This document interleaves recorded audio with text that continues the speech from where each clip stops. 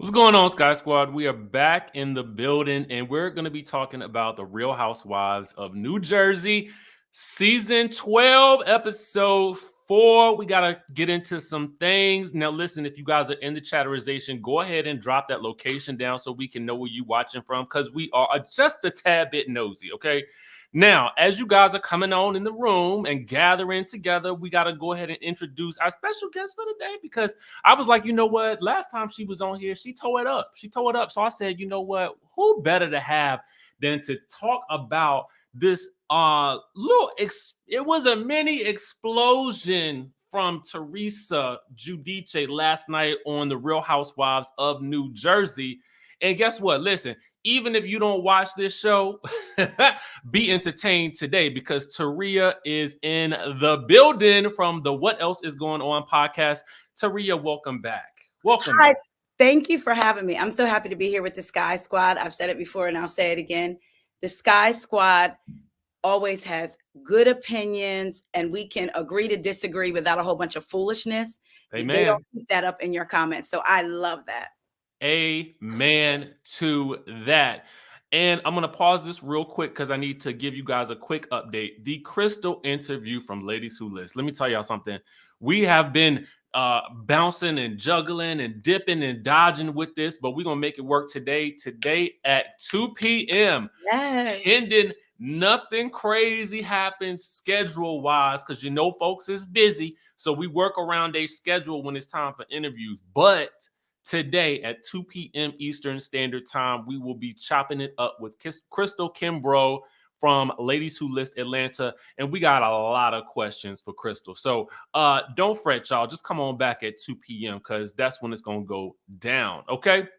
Now, you know what? Let's go ahead and I want to jumpstart this whole thing because I want to know, Taria, last night's episode, it was interesting to me. For different reasons than the previous 3 episodes were interesting, right? You know, the first 3 episodes focused heavily on the Margaret and Jennifer of it all. And then it focused on the Gia and the Joe of it all, right? Mm-hmm. But this week's episode took a little bit of a shift and a turn. And I want to know on a scale of 1 to 10 what you would rate this episode and why.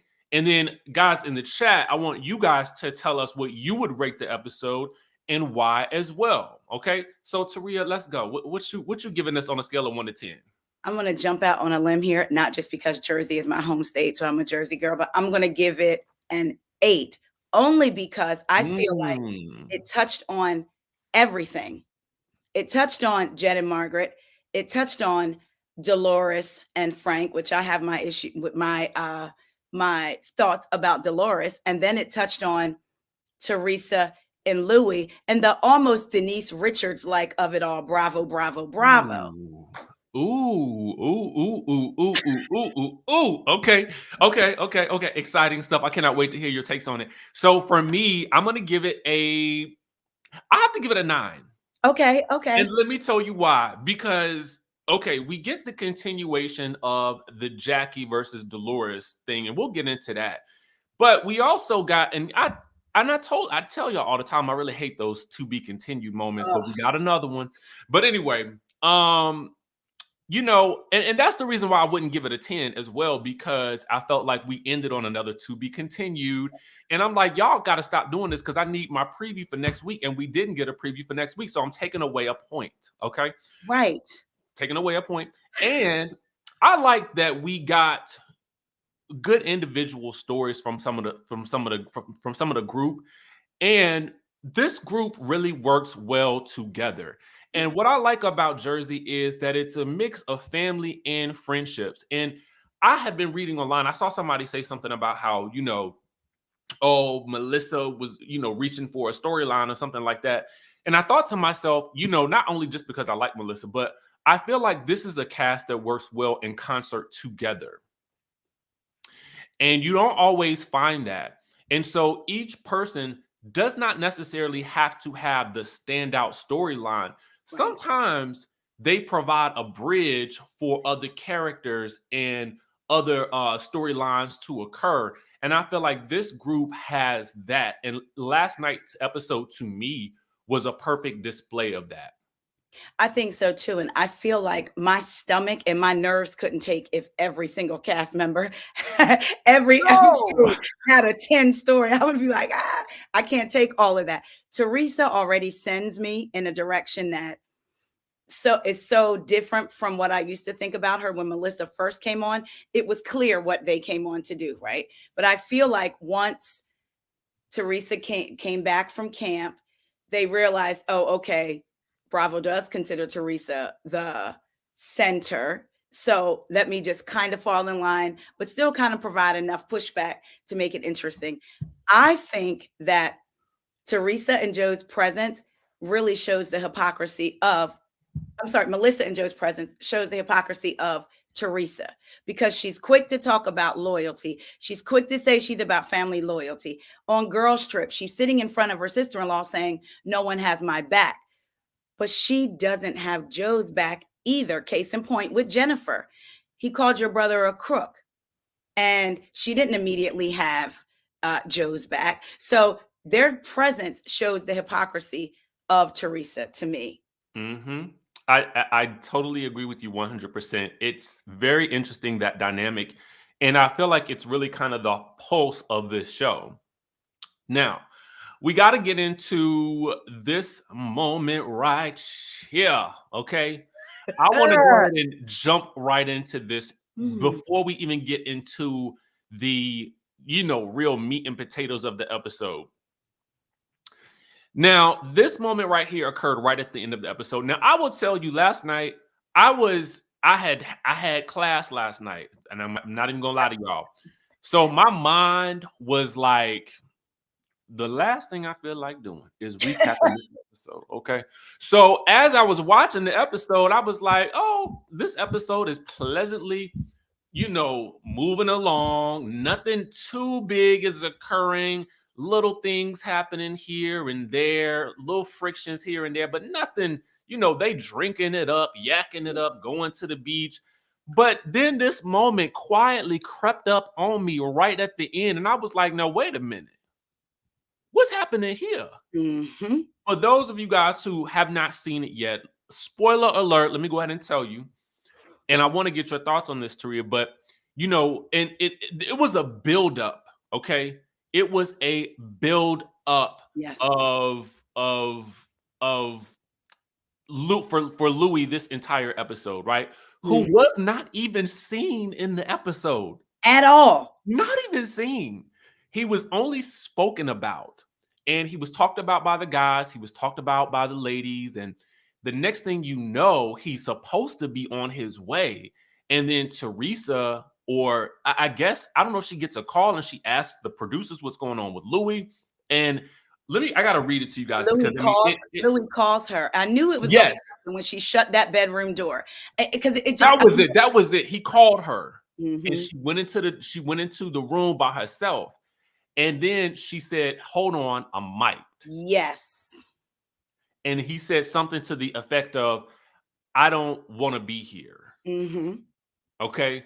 So then as we move forward, because I was like, why are they showing her close the door right now? Because I was about to write, editing, y'all need to do a better job because we didn't need to see that moment. But yes, we did.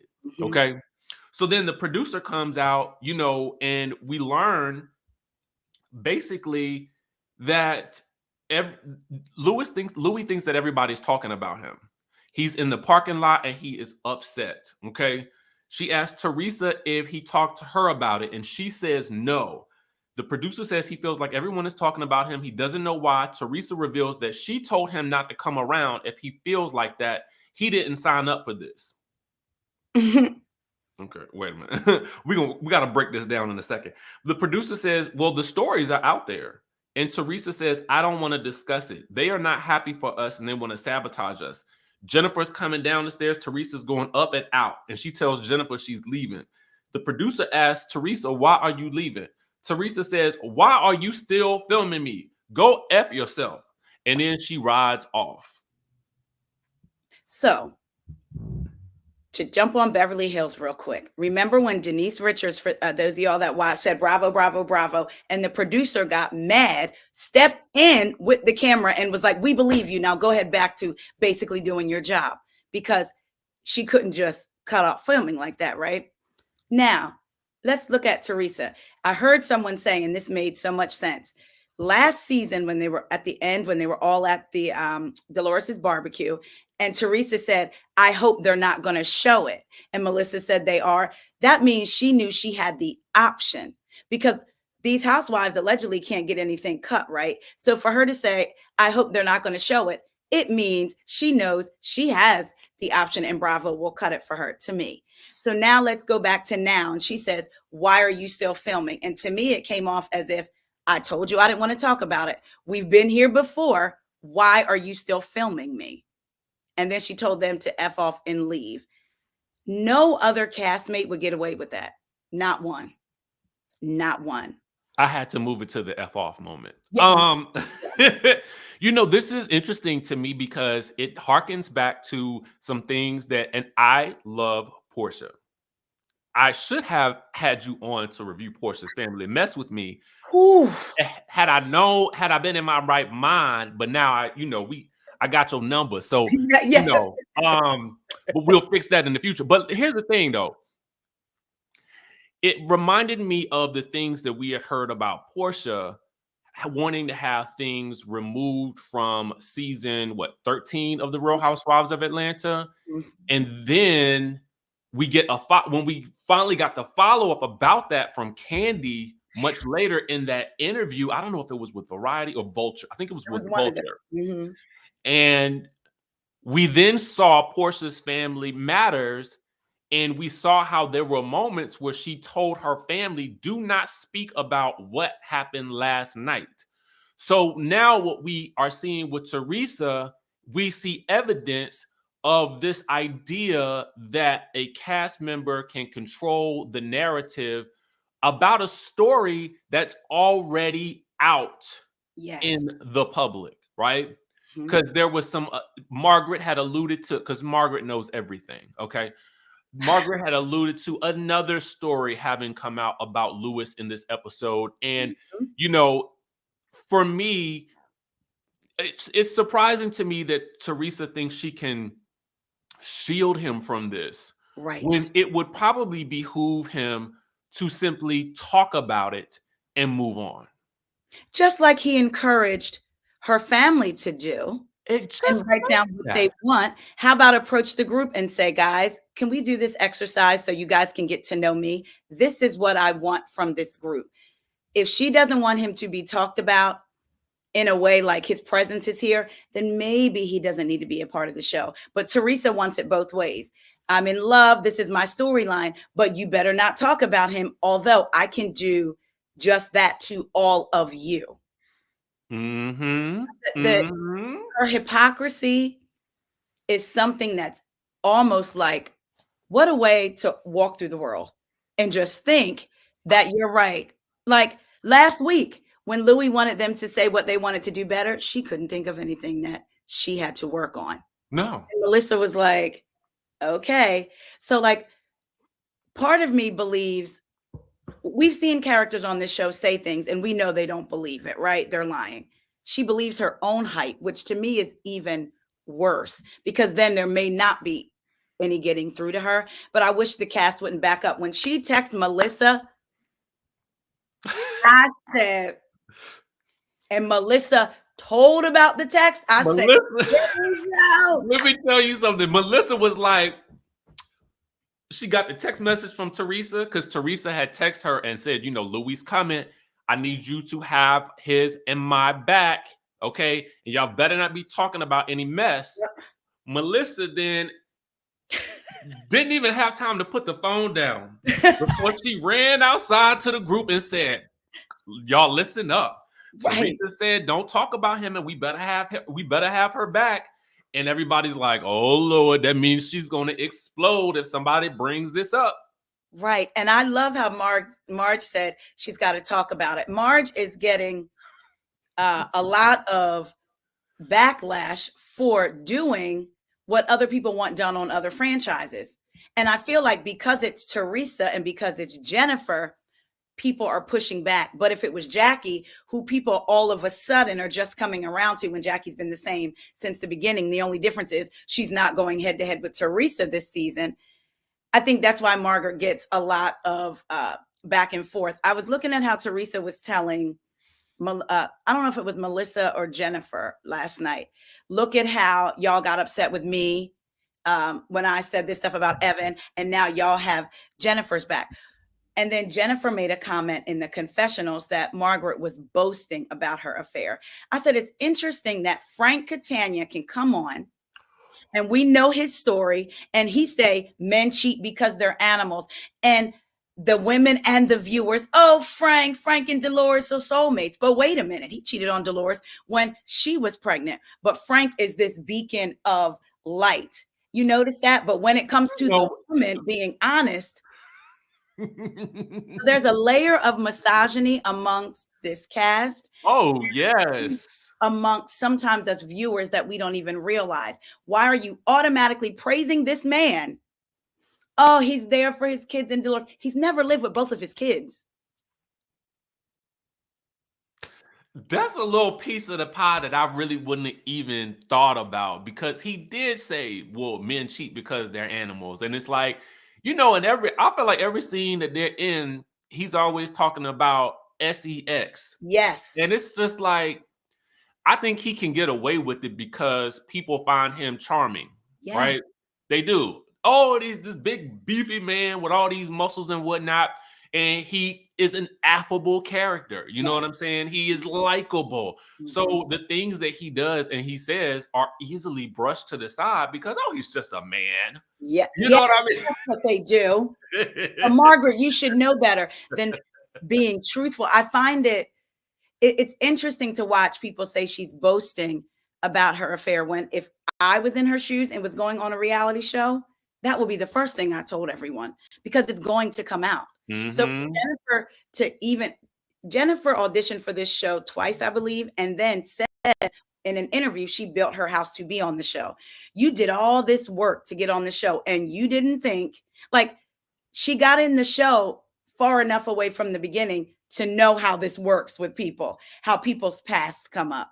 Like, you should know this. So to be shocked, I have empathy for her as a woman, but I'm not upset that Margaret did what she did. And I also find it interesting that I've heard people say, Bill did that in the past. It wasn't on the show. Just real quickly, to jump to another franchise, what Mary and Cameron were being accused of was off the show well before. But y'all want to talk about that and make that a storyline and hear about it. So where's that energy for New Jersey? It's very interesting how these types of things are skewed on different franchises, which makes it such an interesting study. And it's always interesting to talk to people about it because you will see and notice different things. You know, I mean, you made so many good points, and I'm kind of like, which one do I want to go after next within the context of this episode? I want to go back to Dolores, and then please don't lose any of your thoughts about Jennifer and Bill, because I want to come back to something about them as well that Margaret said. But the finale of Jackie versus Dolores pretty much ends with the two of them backing off from each other. And I got to tell you, I am a Dolores fan. I am.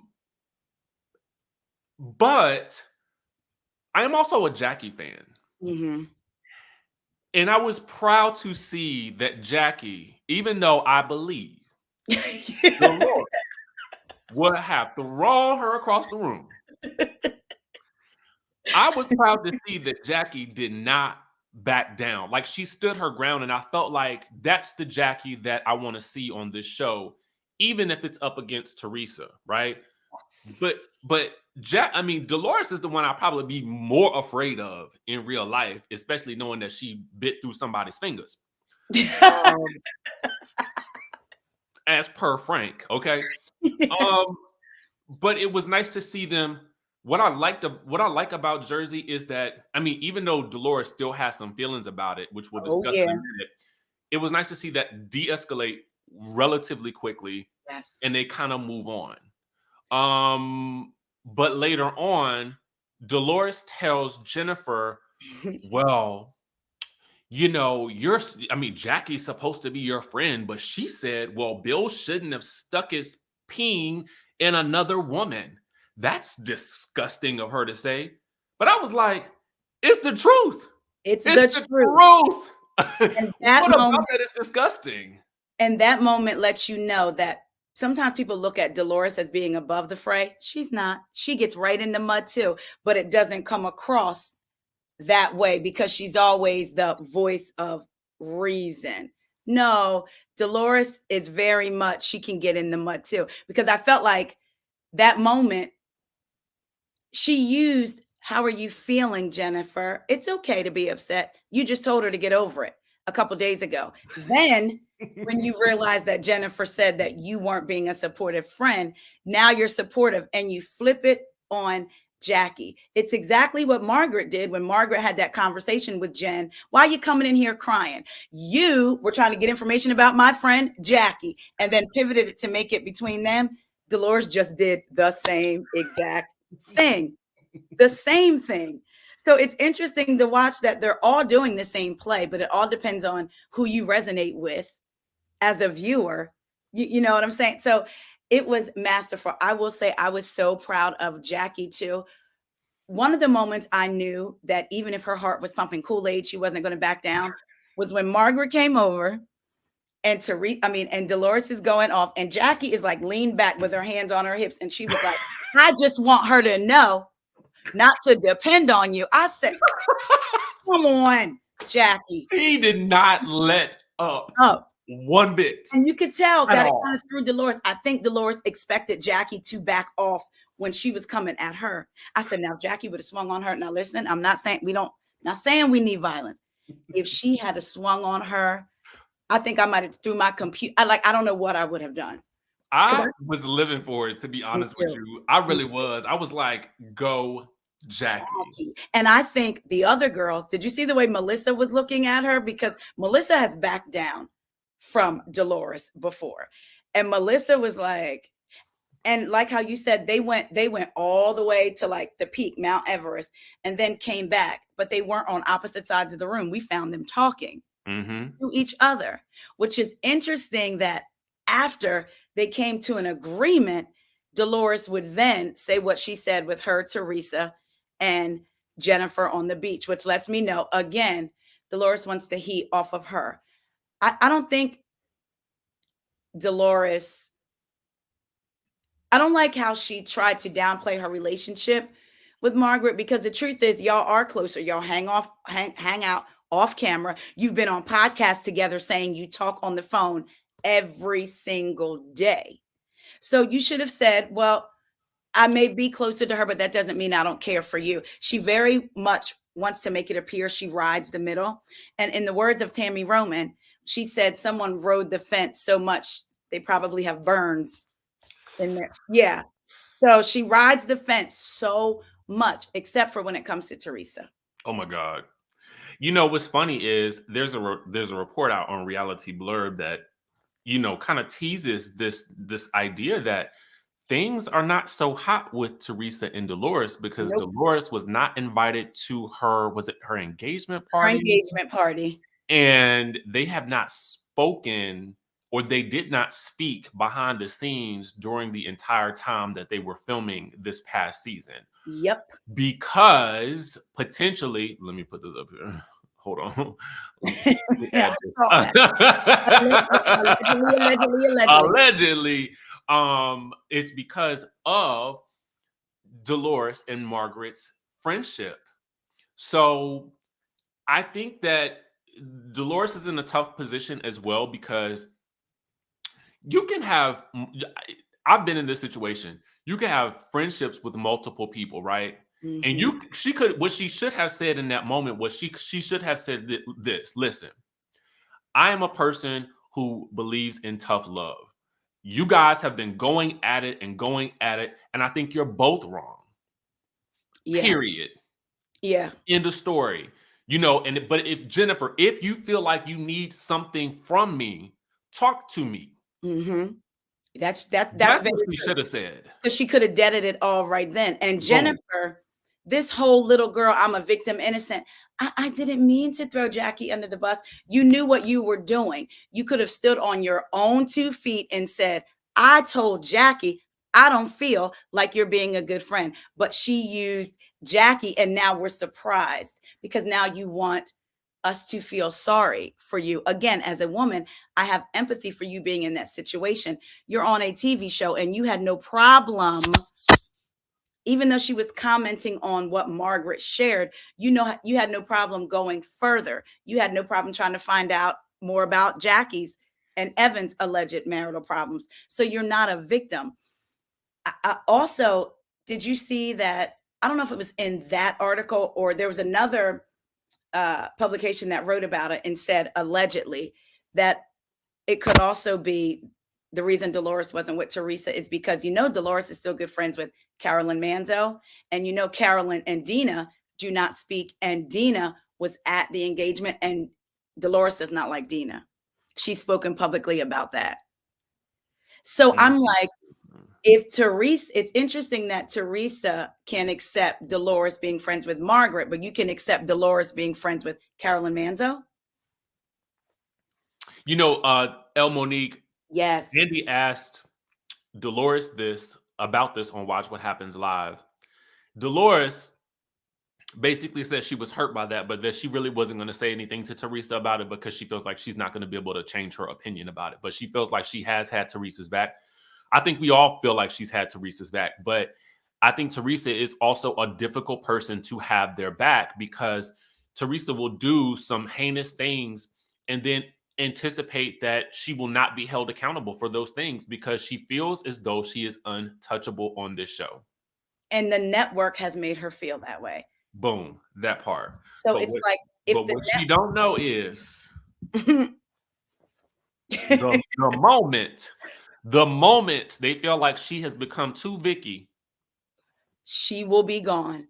She'll be out of there. Do you remember Jackie's first season? And I forget, I've said it before, and it just stood out to me when they were going back and forth. And Jackie was like, that's because I'm not afraid of you, like the others who stood up to you or something. And Teresa said, do you see them here?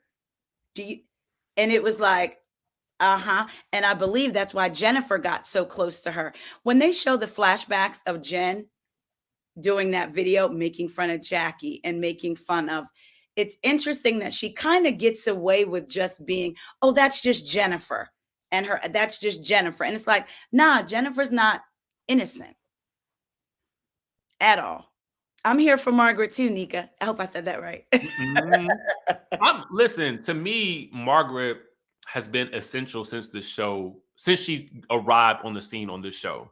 One of my favorite seasons is the season when she first came. And I know people don't like Siggy. I do not care for her at all in any way, shape, or form.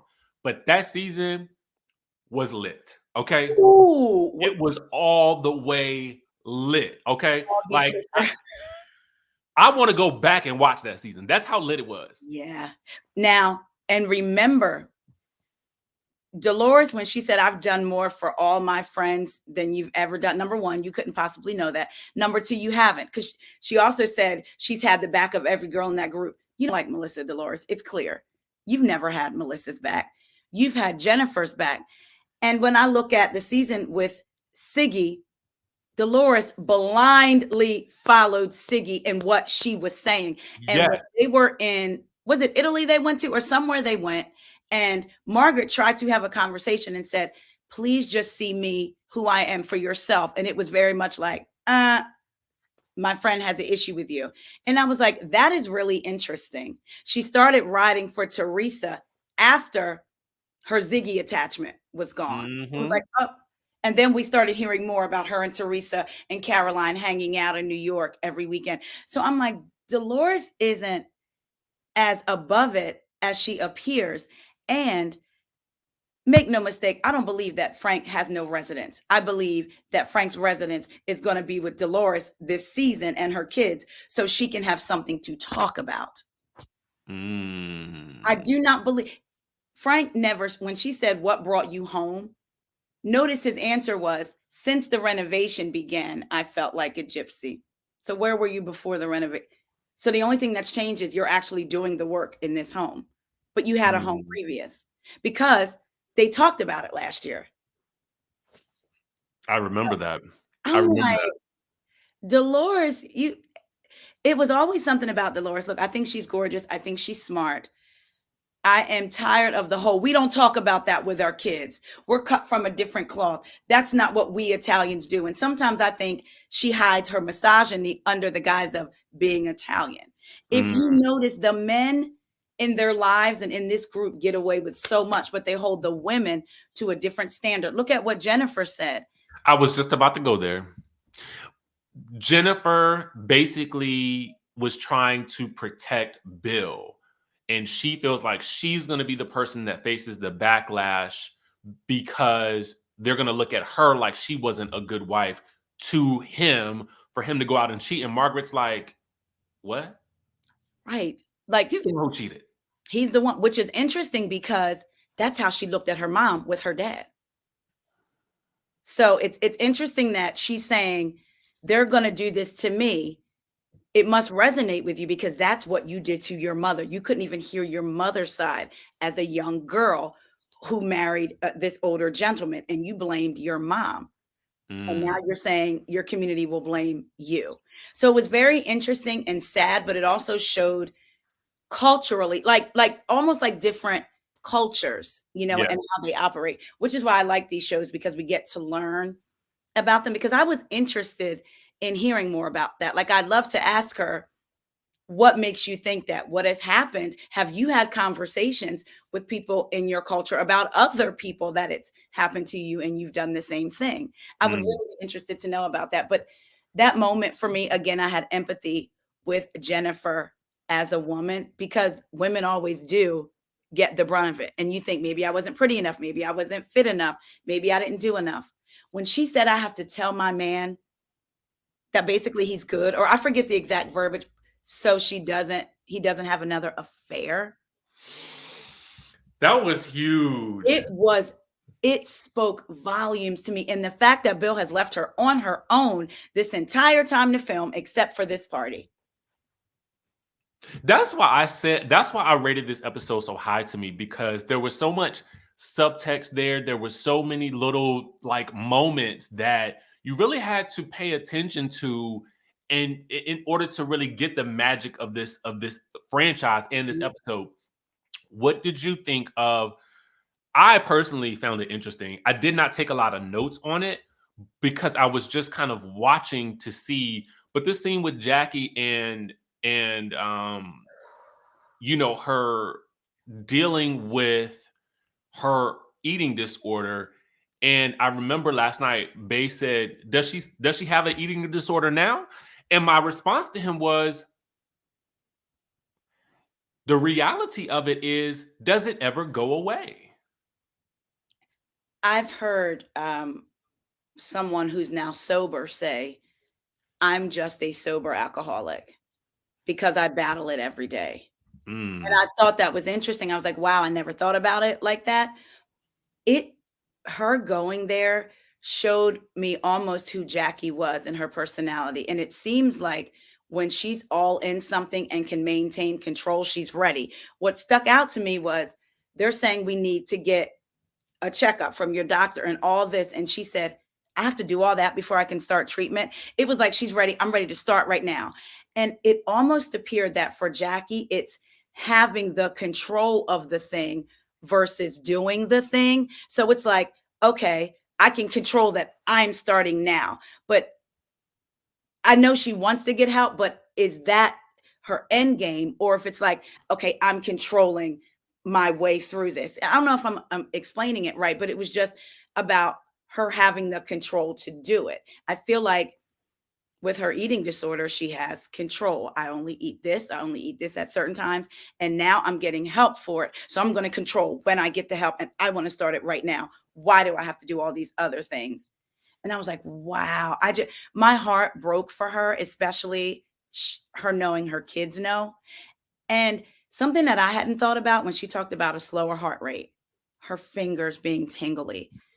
I was like, we hear, people say you can die from an eating disorder, but last night made it so real for me. And even to check in with my friends, like, girl, like some that I've heard say little things, and you're like, stop being self-deprecating. But it's like, wait a minute, is something going on here? And just for anybody that didn't see the episode, she did list some symptoms that she's having that the doctor did ask her about. And before she could actually begin to get any type of treatment or therapy for this, the doctor has to check her to see what her vitals are, to make sure that before they begin anything and change anything, they don't do it too fast. Because as I was thinking, I was just like, well, in my brain, we'll just eat. And it's not that simple. It is not that simple, because right now she's eating, for the most part, salads for all of her meals. And I think 2 out of 2 or 3 meals per week, she might eat something different. What changes might your body go through if you start suddenly putting more nutrient dense foods in it? Your body could go into some type of shock. I was blown away. And I just have to say, I just saw a comment, the Swedish_cash. I love you. Thank you. To me, like you said, my brain, I'm like, they're good foods. Go eat nutrients, go eat proteins, go eat your starches. To know that even if you deprave yourself of the good things long enough, your body can negatively react when you put the good things back in you. And it honestly made me think about, even my relationship with food. It's like, okay, I need to get in the gym because I have this event coming up and I slacked off, and let me modify my eating. And it's like, no, this has to be a lifestyle. My brother was a wrestler in all of elementary school, high school, and college. And I remember days when he would eat an orange because he had to cut weight. He got to the point he can look at food right now and tell you how many ounces, how many this. And he said he struggled for a long time with eating a slice of cake, eating the whole cake, or never eating any cake. So I was like, wow, it's a lot. And she couldn't control the rumors last year, but I can control my eating.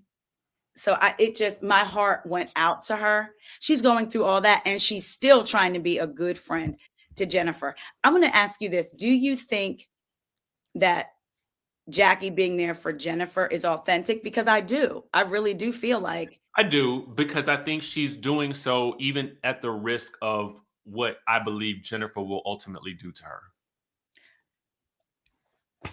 Because we see it happening. If Dolores did a 180 and was all the way on Jen's side, and then she had Teresa, she wouldn't care about Jackie or any of the rest of them. I mean, that's ultimately what it is.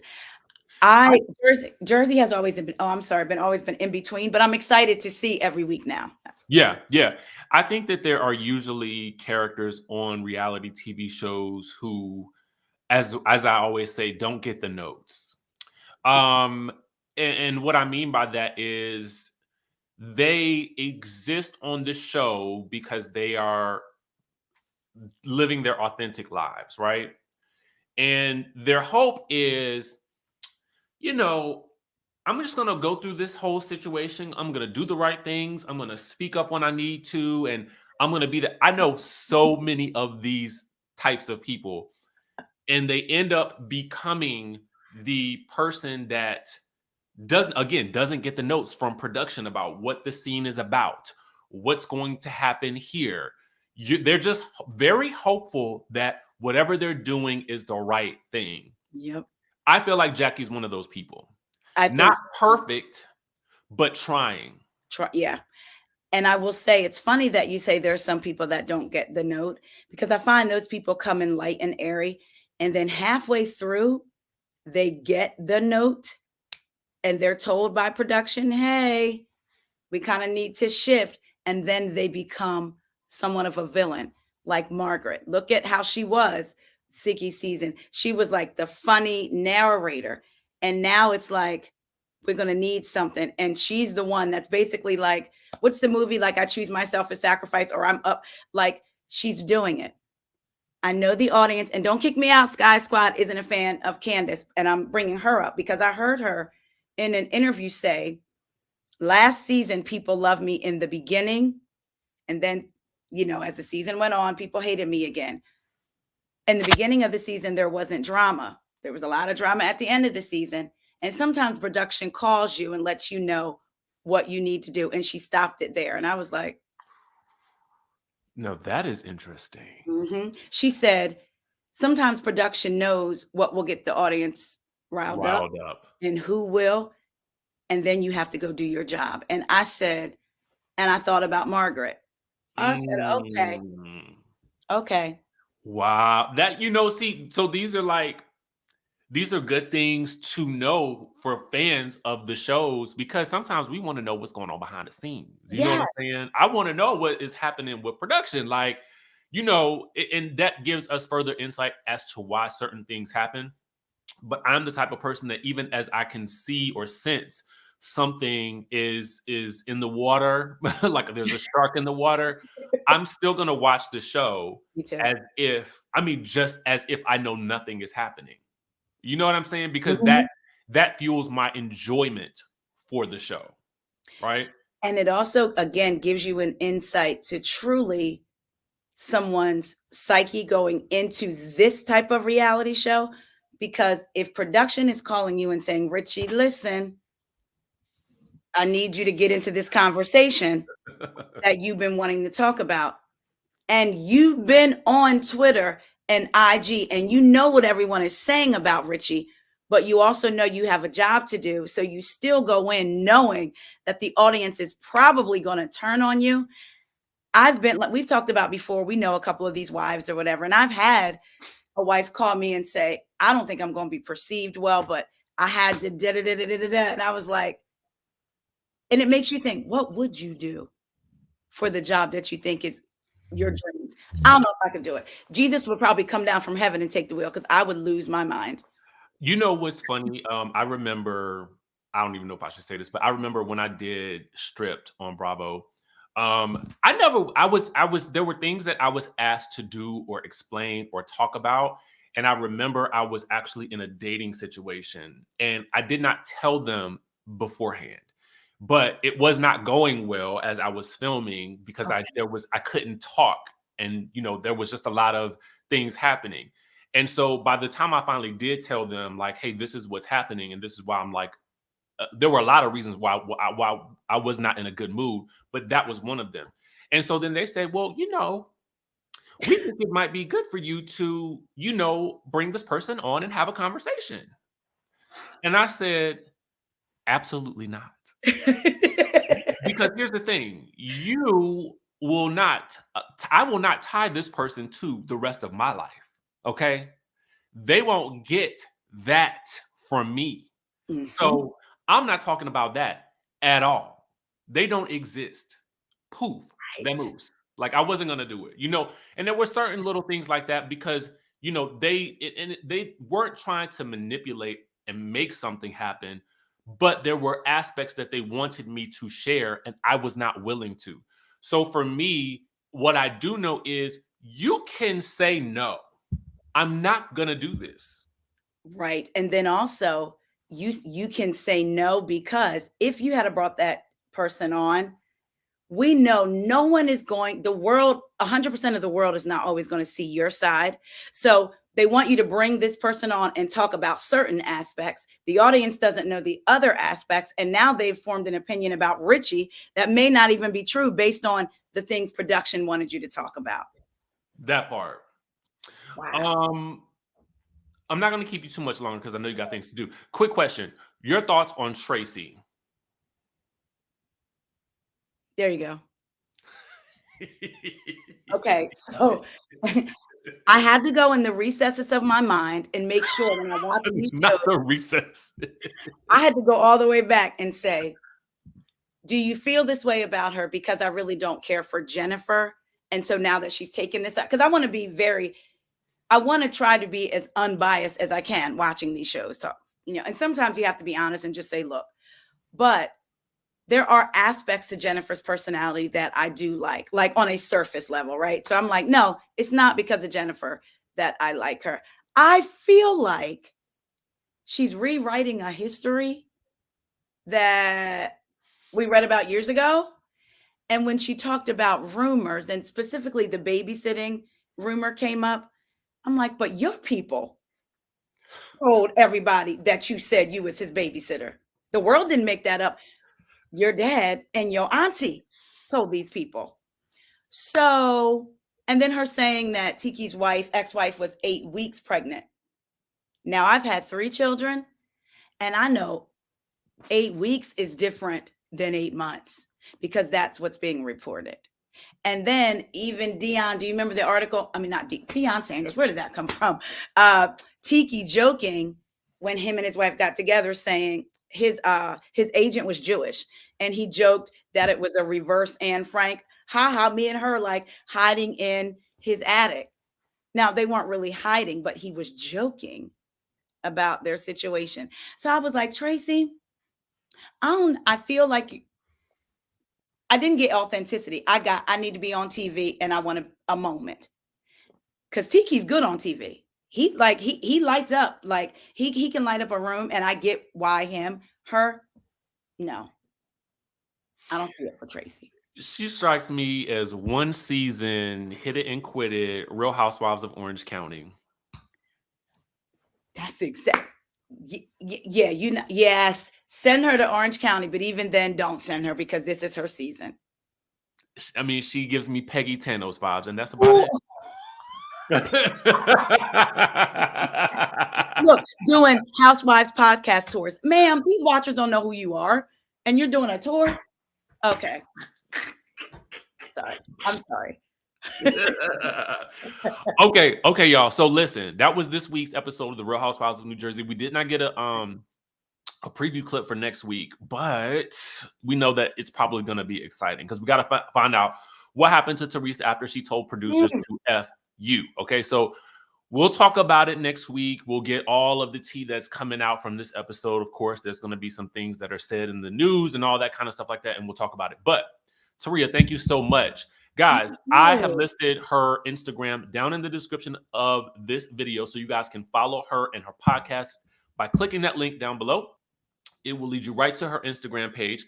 But Teresa, can you just be a dear and let the people know where they can find you? Well, first, thank you for having me. I love y'all, Skye Squad, so much. I will be in one of the live chats with y'all, with Richie. But you can find me at We Go Podcast on Instagram and on Twitter. I have a Patreon if you feel like supporting a Black business, patreon.com/WeGoPodcast. And if it's too much of a commitment, you can buy me a coffee because Richie will tell you we up all day and sometimes night doing these things. So buymeacoffee.com/WeGoPodcast. Otherwise, just come on over. We can have a good time. My DMs are always open for conversation. There you have it. And I just pulled up her Instagram right here on the screen. It is from this is from my other account. It's not a Finsta, but it's from one of my businesses. So you guys can follow her right there. Teresa, thank you so much for your time. I really appreciate it. And I know that everybody in the community appreciates it as well. And they're going to be following you. And I'm going to actually go subscribe to your Patreon and just because I want to support, and do the doggone thing because I want to see you win. All right, guys, listen. We will catch you guys. Real quick before we go, 2:00. We'll see you back here for Crystal Kimbrough from Ladies Who List Atlanta. For those of you guys who are interested in that show. And with that being said, I will catch you guys in the next video.